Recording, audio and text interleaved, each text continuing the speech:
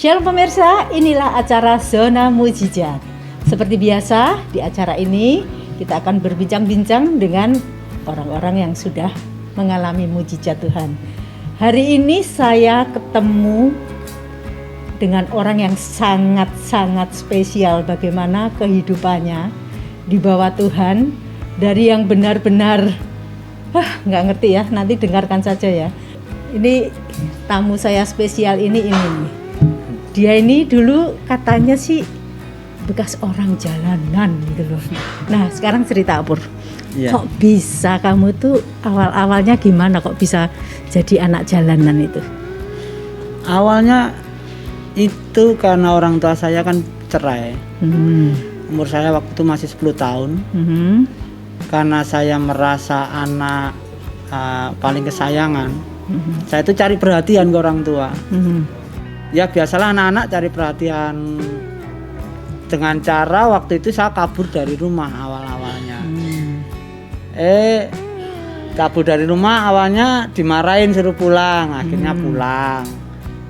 Nah, tapi orang tua saya ini tetap dengan perilakunya, udah berpisah, udah gitu nggak pernah ngurus anak. Akhirnya saya pergi lagi, keluar lagi, sampai akhirnya orang tua saya sudah cari saya lagi. Makanya ya buat anak-anak muda, kalau cari perhatian tuh yang baik-baik saja lah ya. Ini pembelajaran ini. Terus kamu hidup di jalan gitu? Iya, total saya hidup di jalan. Terus hidup di jalan tuh tidurnya di mana? Tidur di emper toko pastinya. Wow, emper toko. Di emperan toko gitu. Kalau hujan ya cari yang agak dalam gitu. Nah terus makanmu gimana? Untuk makan saya ngamen kan, saya cari uang apapun saya kerjakan, parkir, ngamen, apapun yang penting dapat uang. Makan ya seadanya, apa yang ada dijual di sekitar situ. Tapi kadang makan saya minta, jadi saya apa ya namanya, minta apa, malak? Oh malak. Malak lebih tepatnya. Minta gitu. Ada jatah-jatah kayak gitu. Berapa lama kamu sampai jadi pengamen, hidup di jalan? Saya di jalanan terakhir itu 6 tahun ya, total itu di jalan tinggal 3 tahun, nanti di total di jalan, nggak pulang nggak apa itu, yang 3 tahun masih ya bolak-balik lah kayak gitu. Biasanya anak-anak jalanan itu ada suka minum-minum, kamu termasuk nggak? Oh ya itu pasti. So pasti ya, minum mabuk, berantem, udah gitu malah, udah gitu banyak yang negatif, banyak sekali. Karena malah minum, mabuk, otomatis judi. Ya judi. Iya. Berantem sama siapa? Sesama pengamen atau apa? Lebih banyak sama pengamen. Sama pengamen. Kenapa?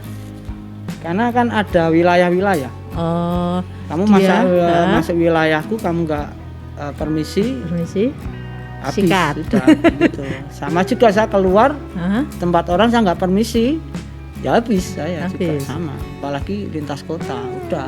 Terus apa yang bikin kamu tuh tiba-tiba apa ya istilahnya, pengen pindah zona? Faktor usia ya pertama. Faktor usia. Mulai merasa wah ini udah mulai agak ini kan usia. Namanya juga orang kan mesti pengen punya pasangan kan gitu.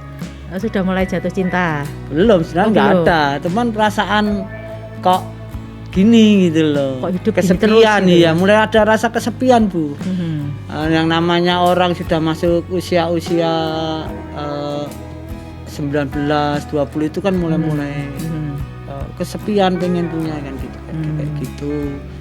Terus? Akhirnya saya itu ya cuman mikir itu aja, tapi nggak ada tindakan. Mikirnya gimana? Wah gimana ya kalau aku masih hidup kayak gini, terus aku punya anak, terus anakku juga di jalanan, terus status sosial anak saya itu nanti bapakmu gini ya gini, kasihan gitu. Saya mikirnya di situ, anak ini akan dampaknya tuh luar biasa secara mental, apalagi pasti dia merasa malu punya orang tua yang kehidupannya memang ya seperti itu. Tidak baik lah saya bilang, itu tidak baik. Ya, Terus kok kamu bisa mulai datang ke Tuhan itu gimana? Itu awal ceritanya tahun berapa saya lupa. Saya ingat sekali ada hamba Tuhan ataupun anak Tuhan ya, tiba-tiba datang pas hujan-hujan itu datang Di emper toko gitu? Iya, di emper toko malam itu saya ingat banget malam. Cuma dia nggak banyak ngomong, cuman bilang kamu itu masih punya Tuhan, gitu aja intinya. Kamu itu masih punya gitu? Tuhan, iya. Dan itu cukup menyita perhatian saya dalam pemikiran cukup saya. Mak jelek gitu ya? Iya. Terus kamu jadi ingat gitu? Saya jadi ingat, masa Tuhan mau mengampuni saya gitu loh.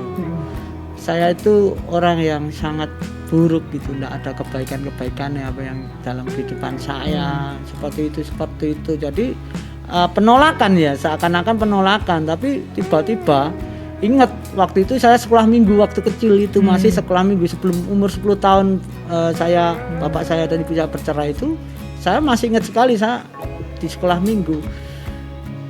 Oh iya, saya punya Tuhan. Gitu. Oh iya, saya punya Tuhan. Apakah Tuhan mengampuni saya kan gitu. Waktu itu wong jeneng anak dalanan kok mikir Tuhan itu kan enggak mungkin gitu loh. Mikir orang tua, mikir keluarga aja enggak, kok mikir Tuhan sampai segitu enggak. Tapi kenyataannya yang terjadi waktu itu saya jadi kepikiran kok punya Tuhan gitu loh. Kok saya pikiran saya punya Tuhan ya. Dahsyat lah pokoknya waktu itu. Tiba-tiba saya merasakan hal yang belum pernah saya rasain. Damai, sukacita. Itu saya belum bertobat loh. Kapan mulai kamu berbalik arah? Itu nggak lama, benar-benar nggak lama, nggak ada 1 minggu itu saya itu bingung sendiri gitu loh. Dalam hidup saya itu yang saya rasain damai sukacita yang luar biasa. Kehidupan saya secara nyatanya itu kan berbalik arah gitu loh. Masih dengan kehidupan yang sama gitu, tapi damai sukacitanya itu jadi membuat saya itu tanya, iki apa sih gitu loh, apa ini, kenapa bisa terjadi dalam kehidupan saya. Saya nyasain Roh Kudus itu benar-benar di dalam hidup saya itu. Saya juga bingung, kok bisa Tuhan saya yang kotor seperti ini, tidak baik seperti ini, ada di dalam diri saya gitu loh. Ada di dalam diri saya. Karena tidak mungkin ada damai sukacita yang lain di dunia ini, hanya punya Tuhan yang bisa kasih. Dan saya mulai tertarik lagi untuk datang sama Tuhan. Kamu datang lagi ke gereja? Enggak, saya enggak, sama sekali enggak datang ke gereja. Terus? Saya hanya pujian penyembahan. Pujian penyembahan secara pribadi. Dan saya tidak gitarmu main sama sendiri? Gitar. Waktu itu kencrung, gitar kecil itu. Teman-temanmu dengar nggak waktu itu? Dengar. Mereka responnya? Ini yang menjadi pertanyaan dalam hati saya sampai detik ini.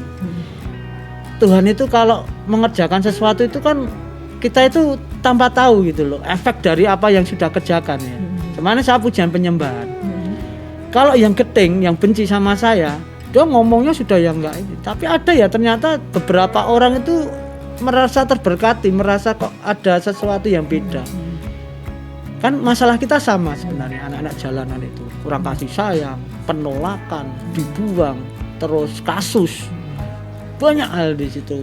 Dan rata-rata kan luka hati, luka batin itu kan keras mesti. Dan seolah itu kan ada sesuatu yang langsung masuk gitu loh. Menyiram. Iya, menyiram itu tersentuh gitu loh. Kamu orang Kristen tau kan gitu. Padahal saya satu ayat pun nggak hafal. Saya hanya lagu-lagu sekolah minggu.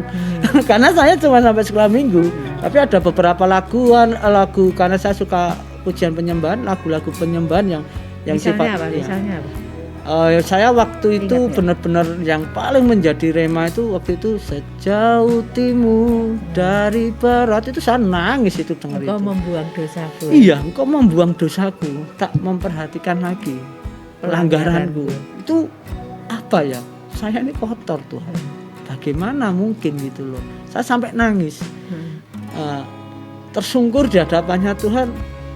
Ini kasih karunia gitu. Rasanya yang nggak layak kok.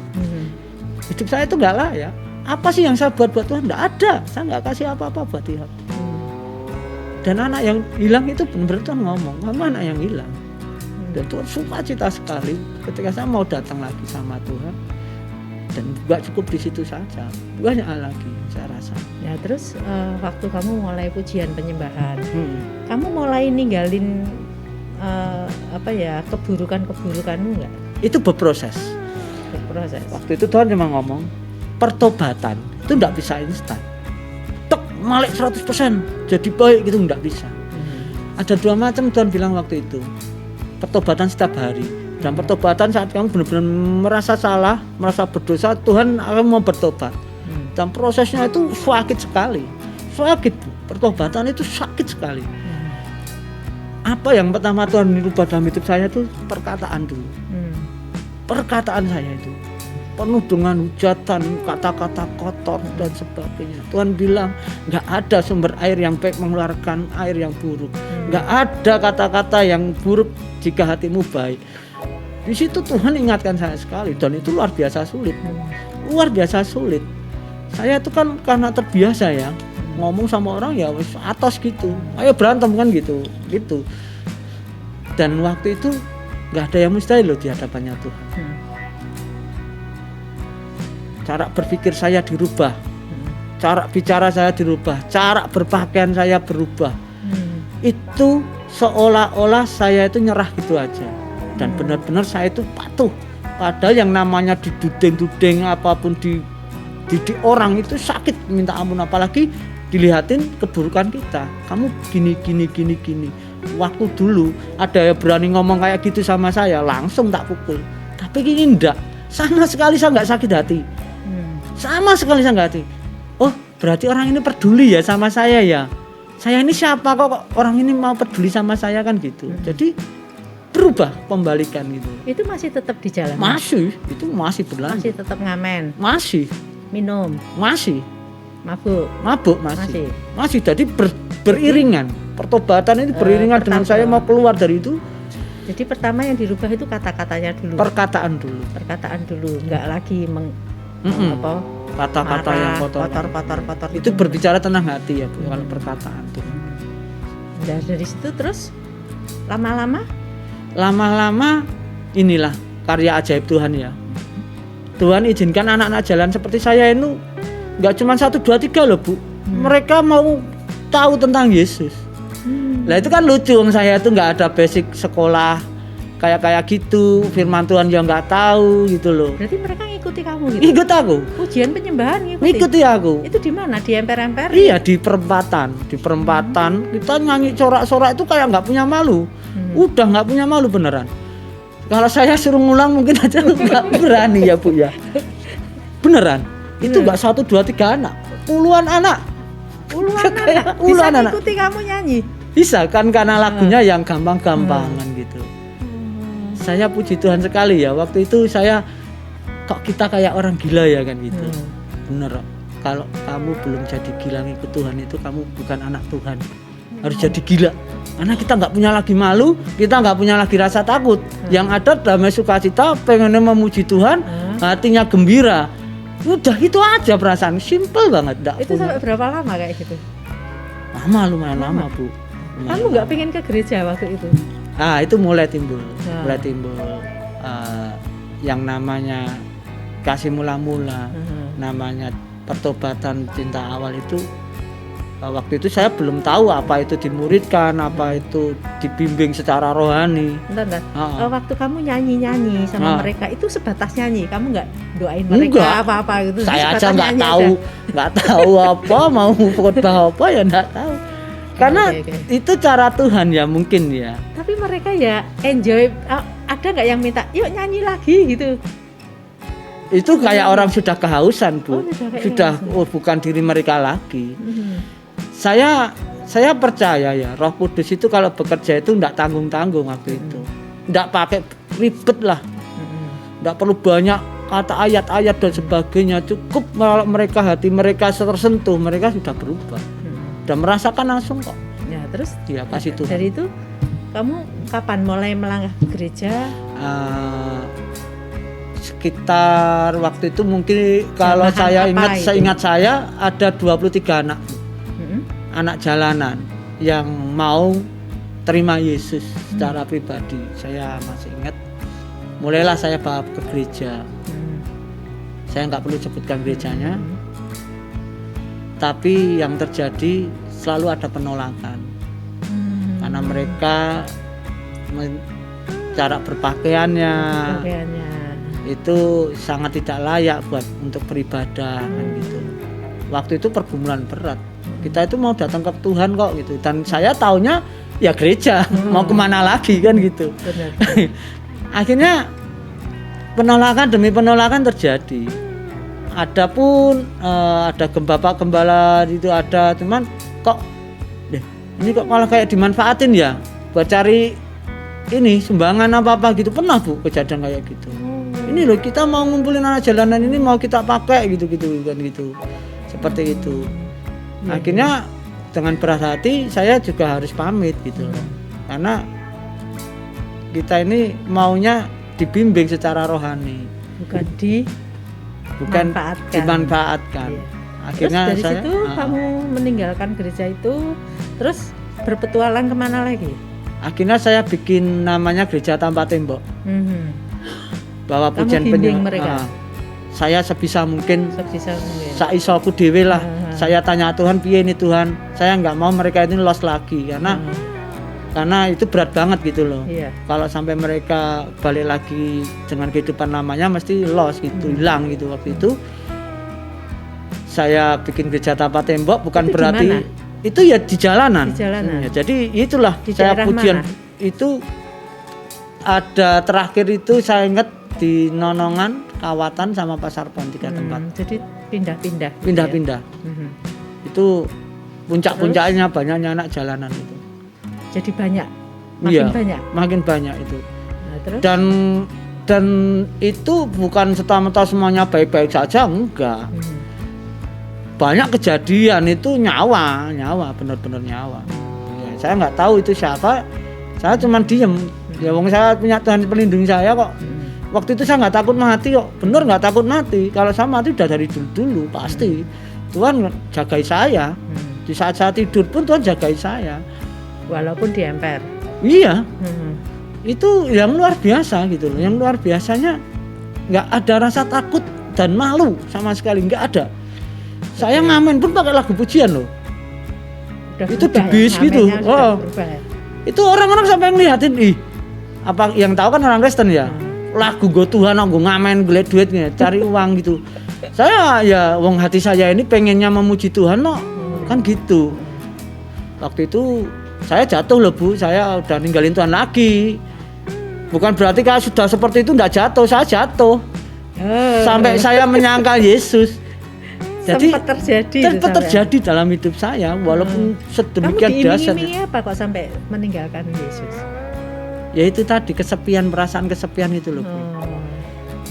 Ya benar loh. Kalau kita cuma ngomong, wah Yesus Tuhan tapi itu loh. Kamu tak kasih gini, tak kasih masalah sekecil itu aja kamu udah jatuh gitu loh.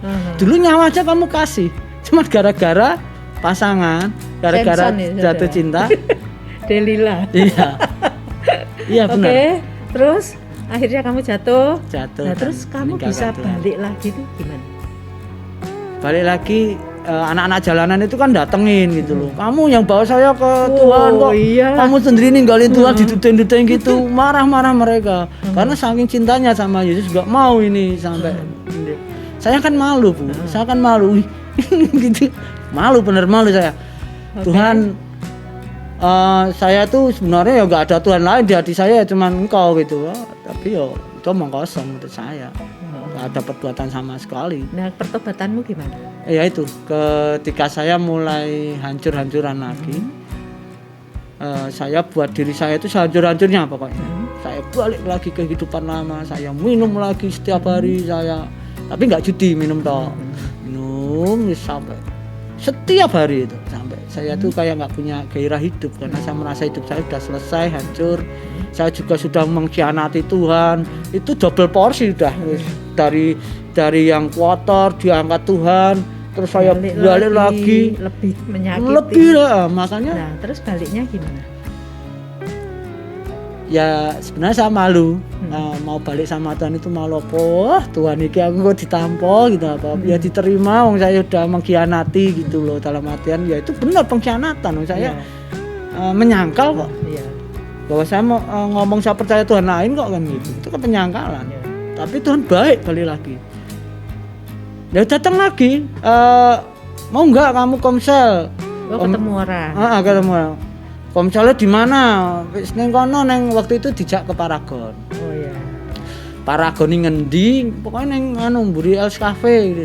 Lah saya tuh nggak tahu loh. Masuk aja belum pernah ke Paragon ini. Iya. Tapi ya itulah Tuhan. Saya Terus itu kok bisa dibimbing. datang loh. Kamu datang. Datang itu sendirian, orang mudeng, terus pokoknya tanya-tanya Els Cafe mana gini. Itu yang saya heran. Kenapa saya punya keberanian seperti itu datang lagi dan dengan wajah yang ya seperti itulah hancur-hancuran. Tapi itulah. Mereka terima kamu. Terima dan mereka takut. Mereka takut. Ini sopo meneh iki? Ini sopo meneh iki? Saya ceritain hidup saya mereka. Aduh. Tapi akhirnya kamu berkomunitas dengan mereka. Puji Tuhan. Puji Tuhan. Sampai sekarang. Sampai sekarang. Nah, itu namanya Bu Mariska itu ya. Iya. Nah terus dari itu kamu mulai belajar. Terus kamu udah ikut apa aja? Kamu diajari apa aja? Ikut komsel. Iya, komsel. Terus ikut SOM. Sudah. SOM itu sekolah orientasi melayani, saudara. Terus diajari apa lagi? Retreat Encounter. Terus SBC sudah. SBC sudah. Hampir semua saya sudah. Ya, sukses dan sekarang pelayanannya apa? Pelayanannya tambah banyak. Pelayanannya dan ngabei dia, saudara. Tapi yang di ibadah kamu pelayanan apa? Ibadah saya sekarang ada di pendukung mimbar. Pendukung mimbar. Ya, sebelumnya ibadah hari apa?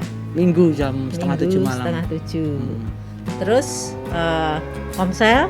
Komsel, puji Tuhan sekarang ditegur harus modal 1, nggak boleh banyak-banyak. Komselnya di mana-mana dia. Ya harus fokus. Akhirnya ditegur KKS-nya, suruh fokus. Bener, harus fokus. Kalau nggak fokus kamu kesana-sana malah ya bener jadi berkat, tapi nggak fokus kamu tidak bisa mengembalikan, kamu capek sendiri. Jadi sekarang fokus. Sekarang sudah balik lagi, sudah melayani Tuhan lagi. Luar biasa ya. Jadi kamu pernah dapat mujizat apa, Pur? Satu aja sebutkan mujizatmu. Yang sangat itu membekas. Satu yang paling membekas ya. Waktu itu adik saya butuh biaya buat ujian. Karena adik saya kan sekolah masak dan saya kan cuma ngamen. Bapak saya bilang, kamu memalukan keluarga. Dengan sepatu kamu seperti gores-gores orang tua kamu itu dengan pisau mukanya. Ditampar Tuhan dengan bapak saya nggak bisa cari uang, semua bergantung dalam diri saya ini nyari uang dari ngamen. Jadi untuk makan setiap hari apa-apa itu justru dari uang ngamen saya. Dan waktu adik saya minta, waktu itu saya ingat 200.000. 200.000 Mas harus bayar buat ini. Wong saya itu ngamen, gimana cari uang segitu. Tapi tiba-tiba Tuhan itu ya kirim orang. Itu mujizat yang paling enggak bisa saya lupain gitu loh. Tiba-tiba ini ada dari seseorang gitu loh, mau bantu kamu dan nilainya pas segitu. Padahal kamu nggak ngomong sama orangnya kan? Enggak pernah saya bilang sama orang itu, pergumulan saya pribadi. Kamu bawa doa. Dan pas nominalnya dengan apa yang dibutuhkan. Kalau mujizat luar biasa banyak sih yang saya alami sama Tuhan. Kamu bisa mengatakan sesuatu untuk anak-anak jalanan atau apa ya, pesan sama mereka atau orang-orang yang mungkin saat ini sedang bergumul dalam dosanya, kamu bisa ngomong sesuatu. Satu hal, manusia itu harus punya dua, rasa malu dan rasa takut.